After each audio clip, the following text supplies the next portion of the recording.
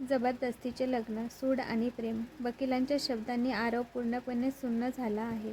त्याच्यासमोर दोनच पर्याय आहेत. एकतर अर्पिताला पत्नी म्हणून घरात ठेवणे किंवा स्वतःच्या काळजाचा तुकडा छोटी पिहू अर्पिताच्या हवाली करणे. आरवचे डोळे रागाने लाल झाले आहेत, पण पिहूच्या विचाराने त्याचे पाय जड होत आहेत. आरव दात ओठ खाऊन, अर्पिता, तू इतकी नीच असू शकतेस. स्वतःच्या लेकीचा वापर तू मला ब्लॅकमेल करण्यासाठी करतेस. तुला माहिती आहे पिहू तुझ्यासोबत एक क्षणही चुकत राहणार नाही. अर्पिता, आरव, मी पिहूची आई आहे. ती कशी नाही राहणार माझ्याजवळ? मला माहिती आहे तुम्ही अजून पण प्रेम करता माझ्यावर, पण तुम्ही सांगत नाही. मला नाराज आहेत ना माझ्यावर? हो ना आरव? आणि मी इथे राहिली तर हळूहळू तुमचा रुसवा निघून जाईल, कारण माझं पण खूप प्रेम आहे तुमच्यावर. मला या घरात राहू द्या आणि या आरोहीला आत्ताच्या आत्ता बाहेर काढा. आरव, तू माझ्यावर प्रेम करतेस. कसलं प्रेम करतेस असं म्हणतेस ना? मग जेव्हा तू त्या विराजसोबत मला आणि पिहूला सोडून पळून गेली होतीस, तेव्हा कुठे गेलं होतं तुझं प्रेम? तुला जे करायचं ते कर, मी नाही घाबरत. अर्पिता, ठीक आहे आरव, मग मी पिहूला घेऊन जाते माझ्यासोबत. आरोही कोपऱ्यात उभी राहून सगळं बघत असते. तिला माहिती आहे की आरव पिहूशिवाय जगू शकणार नाही आणि पिहूला अर्पितासारख्या आईच्या स्वाधीन करणं म्हणजे तिच्या आयुष्याचं वाटोळं करणं आहे. आरोही आपले अश्रू पुसते आणि पुढे येते. आरोही खंबीर आवाजात, थांब अर्पिता, पिहू कुठेही जाणार नाही. ती याच घरात तुमच्या सोबत राहील. आरव आश्चर्याने, आरोही, तू काय बोलतेस? वकील म्हणालेत की? आरोही, मी ऐकलंय सर. पिहूला वाचवण्यासाठी अर्पिता या घरात राहणं गरजेचं असेल तर ती राहील, आणि त्यासाठी जर मला हे घर सोडावं लागत असेल तर मी आत्ताच्या आत्ता निघून जायला तयार आहे. आरवचा विश्वासच बसत नाही. ज्या मुलीने नुकतीच आरवच्या सोबत प्रेमाची स्वप्न बघितली होती, ती आज पिहूच्या भविष्यासाठी स्वतःचं सुख त्याग करत आहे. दृश्य 3. निरोपाचा क्षण. आरव आणि आरोहीमधील भावनिक संघर्ष. आरोही आपली कपड्यांची बॅग भरते. आरव तिच्याजवळ जातो. आरव हळू आवाजात, आरोही, तू हे काय करतेस? तू हे घर सोडू शकत नाहीस. आपण काहीतरी मार्ग काढू ना. आरोही रडत हसून, सर, पिहू तुमचं आयुष्य आहे. माझ्यामुळे जर ती तुमच्यापासून हिरावली गेली तर मी स्वतःला कधीच माफ नाही करू शकणार. अर्पिता जर पिहूला घेऊन गेली तर ती कशी सांभाळेल पिहूला? मी इथे नसेल तरी तुम्ही तर असणार पिहूजवळ. आरोही पिहूला झोपेतच एक शेवटचा पापा घेते आणि आरवकडे एक शेवटची नजर टाकून घराच्या बाहेर पडते. अर्पिताच्या चेहऱ्यावर कुटील हास्य येते. आरोहीचे जड अंतःकरण. देशमुख मेन्शनचा मुख्य दरवाजा. आरोही आपली बॅग घेऊन उंबरठ्यावर उभी आहे. आरव धावत आरोहीजवळ येतो आणि तिचा हात जोरात पकडतो. त्याच्या डोळ्यात आज एक वेगळीच अस्वस्थता आणि भीती आहे. तिला गमावण्याची भीती. आरव कासावीस होऊन, आरोही थांब, अशी हार मानून जाऊ नकोस. तू का जातेस? तुला काय वाटतंय, तू घर सोडून गेलीस की सगळं ठीक होईल? अर्पिताच्या या घाणेरड्या खेळाला तू का बळी पडतेस? आरोही अश्रू पुसत, सर, माझ्याकडे दुसरा पर्याय काय आहे? अर्पिता वकील घेऊन आली आहे. जर मी या घरात राहिले तर ती पिहूला आपल्यापासून हिरावून नेईल. पिहूशिवाय तुम्ही जगू शकणार नाही आणि पिहू तुमच्याशिवाय राहू शकणार नाही. माझ्या एका निर्णयामुळे एका बापापासून त्याची लेक दूर व्हावी एवढी स्वार्थी मी नाही आहे सर.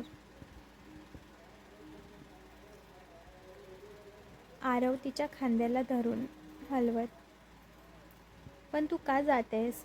आपण दोघं मिळून हा प्रॉब्लेम सॉल्व करू ना. तू विसरलीस का मी आरव देशमुख आहे. पूर्ण इंडियामध्ये कोणाची ताकद नाही आहे मला हरवण्याची. आणि मी या अर्पिताला घाबरेन. मी कायद्याच्या अशा पळवाटा शोधून काढेन की अर्पिताला तोंड दाखवायला जागा उरणार नाही. पण त्याआधी तू मला साथ देणं गरजेचं आहे. तू जर अशीच हार मानून निघून गेलीस तर माझा लढा अर्ध्यावरच संपेल. आरोही हळू आवाजात. आरव सर, तुम्ही माझ्यासाठी खूप काही केलं आहे, पण आता प्रश्न पिहूचा आहे. तिच्या कस्टडीसाठी अर्पिताला या घरात पत्नी म्हणून राहणं भाग आहे. तरच पिहू इथे सुरक्षित राहील. आणि जर ती या घरात असेल तर मी इथे कोणत्या हक्काने राहू? मला जावंच लागेल.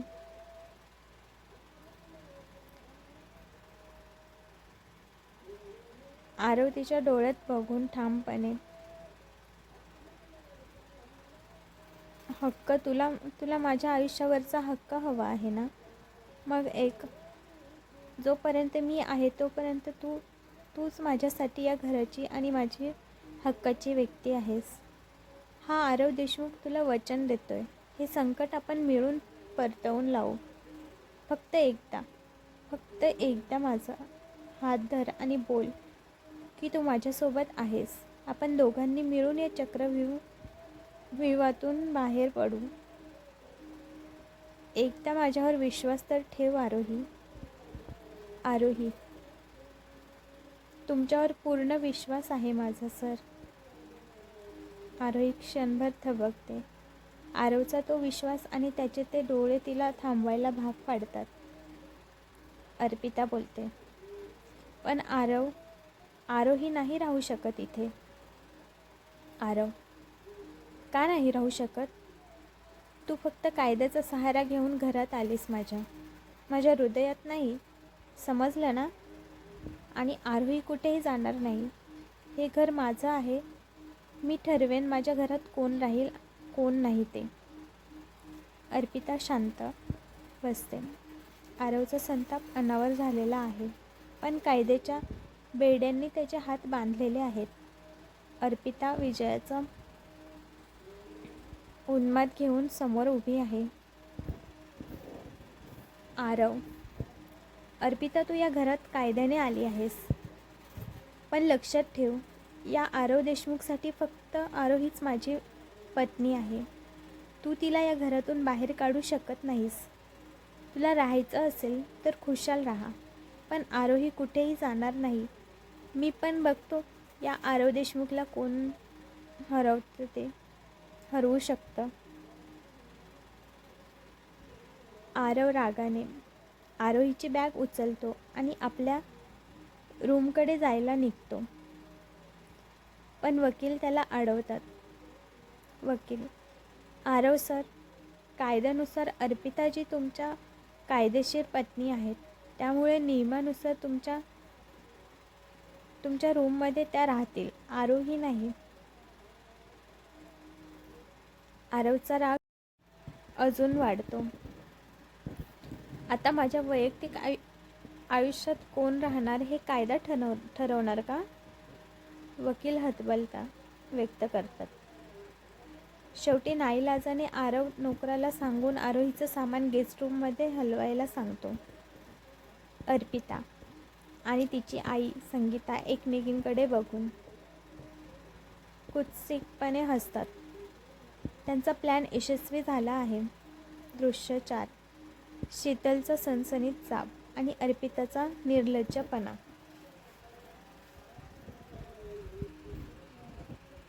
शीतल, आरोहीची आई.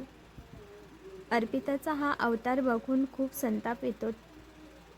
ती पुढे होऊन अर्पिताला जाब विचारते. शीतल, अर्पिता, तुला थोडी तरी लाज वाटते का गं? तू आणि आरोही मामी बहीण आहात ना? आधी आधी तू घर सोडून पळून गेलीस आणि आता तिची जागा घ्यायला बघतेस. तुला माहिती आहे पिहूला तिने कसं सांभाळलं? रात्री रात्री जागून तिने पिहूची भूक आणि झोप सांभाळली आहे. पिहूला जन्म तू दिला असशील, पण तिची खरी आई आरोही आहे.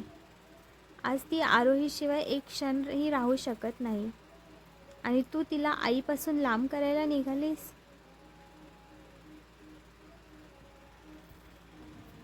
अर्पिता माजलेल्या स्वरात.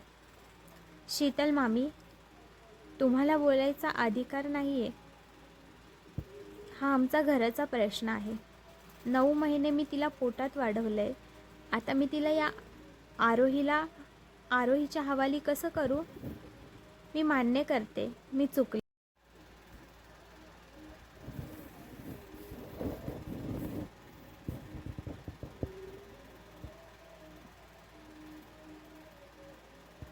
पण आता मी माझ्या मुलीला आणि माझ्या नवऱ्याला सोडून कुठेही जाणार नाही. आरवचं माझ्यावर आजही प्रेम आहे. ते फक्त सध्या माझ्यावर नाराज आहेत. मी त्यांना मनवून घेईन. शीतल तिथून अत्यंत अस्वस्थ होऊन निघून जाते. दृश्य 5. रात्रीचा थरार. अर्पिताचा प्रयत्न आणि आरवचा तिरस्कार. रात्री अर्पिता मुद्दाम आरवच्या रूममध्ये जाते आणि त्याच्या बेडवर जाऊन झोपते. आरव तिथे येतो तेव्हा त्याला तिचा संताप येतो. आरव, माझ्यापासून लांब राहा अर्पिता. माझ्या जवळ येण्याचा प्रयत्नही करू नकोस. तुला वाटत असेल की कोर्टाच्या आदेशाने तू या घरात आलीस, पण लक्षात ठेव, माझ्या हृदयात तुला कधीच जागा मिळणार नाही. अर्पिता आरवच्या जवळ जात. आरव, मला माहिती आहे तुम्ही नाराज आहात, पण तुमचं आजही माझ्यावर प्रेम आहे. प्लीज मला माफ करा. आरव तिला जोरात धक्का देऊन बाजूला सारतो आणि रागाने रूम बाहेर निघून जातो.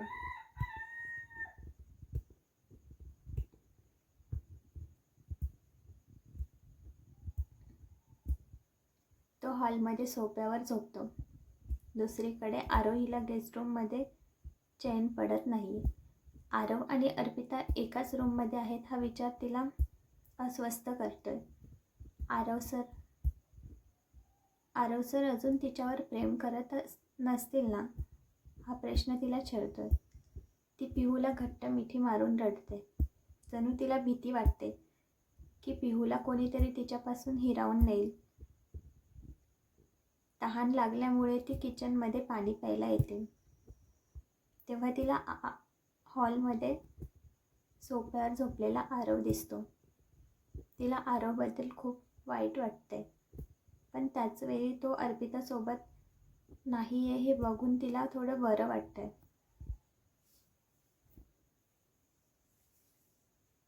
दृश्य 6. अर्पिताचा शेवटचा वार आणि आरोहीची घरी वापसी. आरोही पाणी घेऊन रूममध्ये परत येते तेव्हा अर्पिता तिच्या रूमच्या दरवाजात उभी असते. अर्पिता, मी माझ्या मुलीला न्यायला आली आहे. अर्पिता पिहूला तिच्या पाळण्यातून उचलते. आरोही, अर्पिता थांब, पिहूला दर 2 तासाला उठायची सवय आहे. ती माझ्याशिवाय राहणार नाही. अर्पिता गरजत, आरोही तू आजच्या आज हे घर सोडलं नाहीस तर तू पिहूला पुन्हा कधीच बघू शकणार नाहीस. आणि ती माझी मुलगी आहे. तिला कसं सांभाळायचं मी बघून घेईन. तू नको सांगूस मला.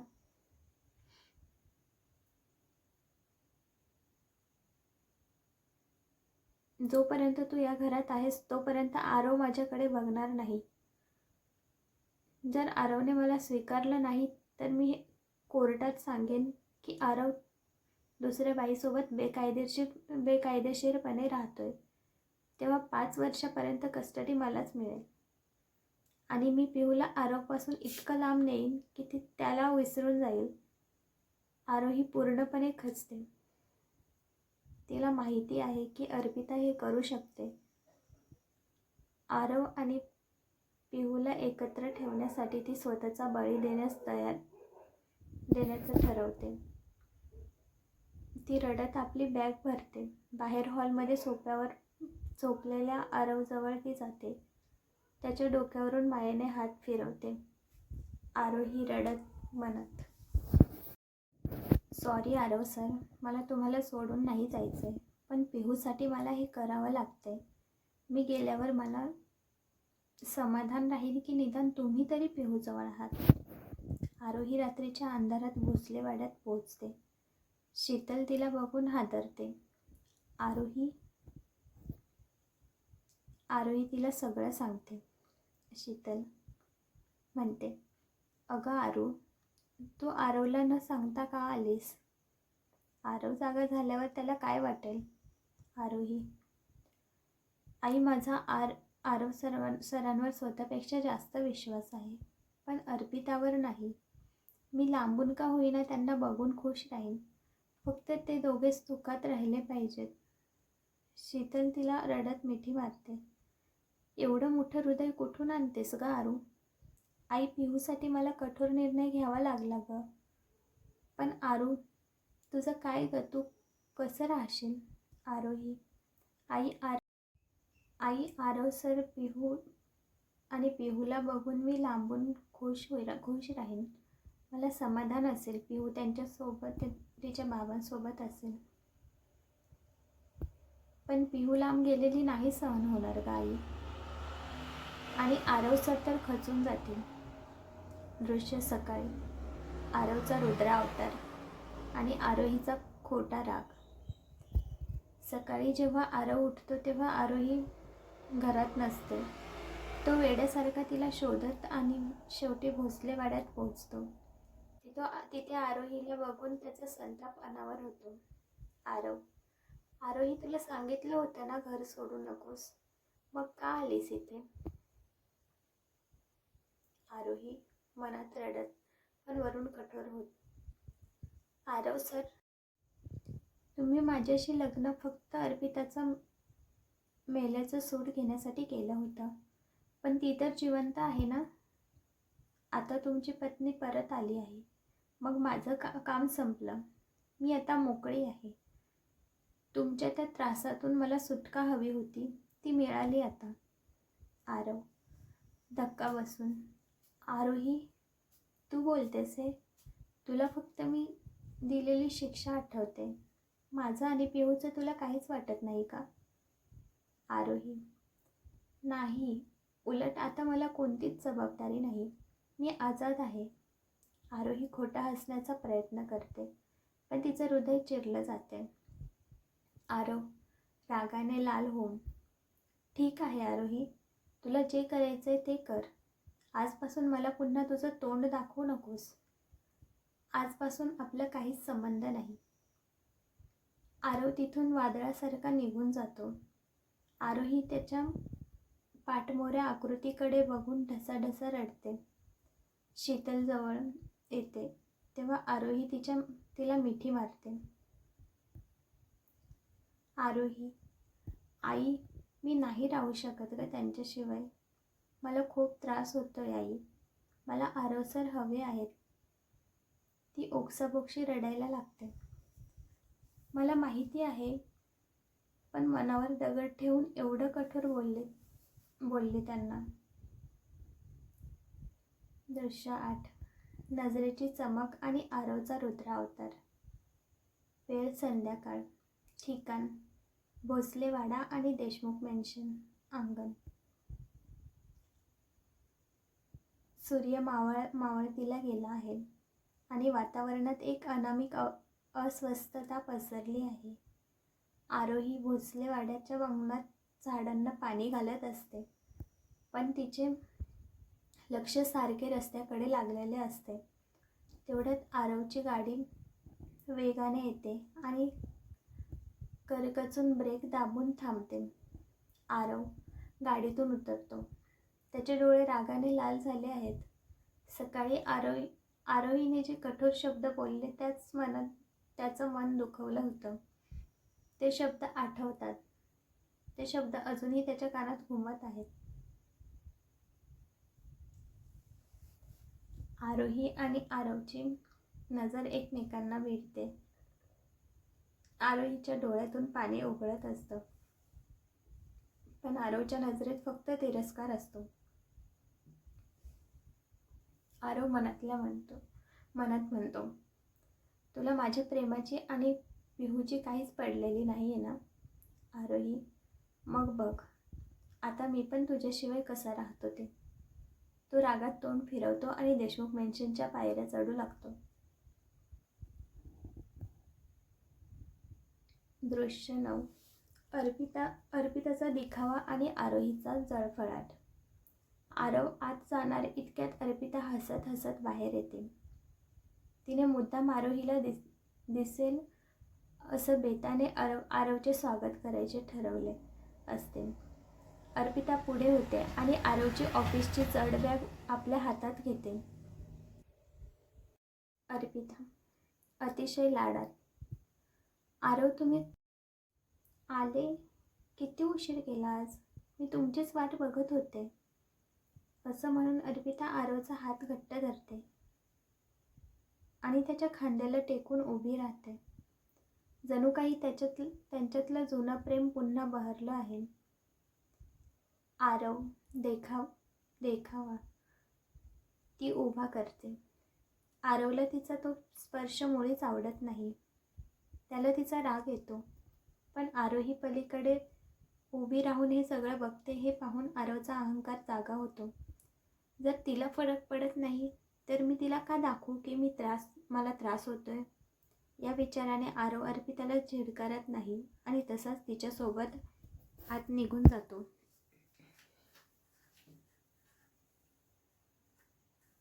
दृश्य 10. बंद दरवाजाचं सत्य आणि आरवचं संताप. जसा आरव अर्पिता घराच्या आत जातात आणि मुख्य दरवाजा बंद होतो तसा आरवचा चेहरा क्षणात बदलतो. तो अर्पिताचा हात झटकून तिला आपल्यापासून लांब लोटतो. आरव भयंकर आवाजात ओरडत, बस कर अर्पिता, हे तुझे चाळे माझ्यासोबत पुन्हा करू नकोस. तुला किती वेळा बजावून सांगितलंय की माझ्याजवळ येण्याचा प्रयत्नही करायचा नाही. तू या घरात फक्त कायद्याच्या भीतीने आहेस हे विसरू नकोस. माझ्या नजरेसमोर चालती हो आत्ता. आरव रागाने पाय आपटत आपल्या रूममध्ये निघून जातो आणि दरवाजा जोरात लावून घेतो. अर्पिता मात्र बाहेर उभी राहून कुस्तीलपणे हसते. तिला आरवच्या रागाशी घेणं देणं नाही. तिला फक्त आरोहीला तोडायचं होतं आणि त्यात ती यशस्वी झाली आहे. दृश्य 11. आरोहीची तुटलेली उमेद आणि शीतलची समज. तिकडे वाड्याच्या अंगणात आरोहीच्या हातातलं पाण्याचं पाईप गळून पडतं. तिचं हृदय जणू कुणीतरी पिटाळून काढलं आहे. आरव आणि अर्पिताला इतक्या जवळ बघून तिला श्वास घेणंही कठीण जाते. आरोही रडत, स्वगत, आरव सरांनी इतक्या लवकर अर्पिताला माफ कसं केलं? सकाळी तर ते तिच्यावर ओरडत होते आणि आता इतक्या जवळ. पिहूसाठी ते तिला घरात ठेवतंय हे ठीक आहे, पण ती त्यांच्या इतक्या जवळ जायची काय गरज होती? मग माझं प्रेम काय फक्त एक खेळ होता का? तिचा तो अवतार बघून शीतल तिची आई जवळ येते आणि तिचे अश्रू पुसते. शीतल गंभीर आवाजात, आरोही रडून काय आता उपयोग? घर सोडण्याचा निर्णय तर तुझा होता ना? तूच आरवला बोललीस ना की तुला तुझ्या आयुष्यात स्वतंत्र हवंय, आणि तुला त्याची पर्वा नाही. मग आता हे सगळं बघून का वाईट वाटतंय तुला? हे बघ बाळा, तू ज्या मार्गाची निवड केलीस ना, त्यात आता तुला हे बघण्याची सवय करून घ्यावी लागेल. स्वतःच्या हाताने आपलं घर उद्ध्वस्त केलंस. आता त्या अग्नीत जळताना तक्रार करून काय फायदा? शीतलचे हे शब्द आरोहीला आरसा दाखवतात. तिला जाणीव होते की तिने पिहूसाठी केलेला हा त्याग तिच्या आयुष्यातील सर्वात मोठी शिक्षा ठरणार आहे.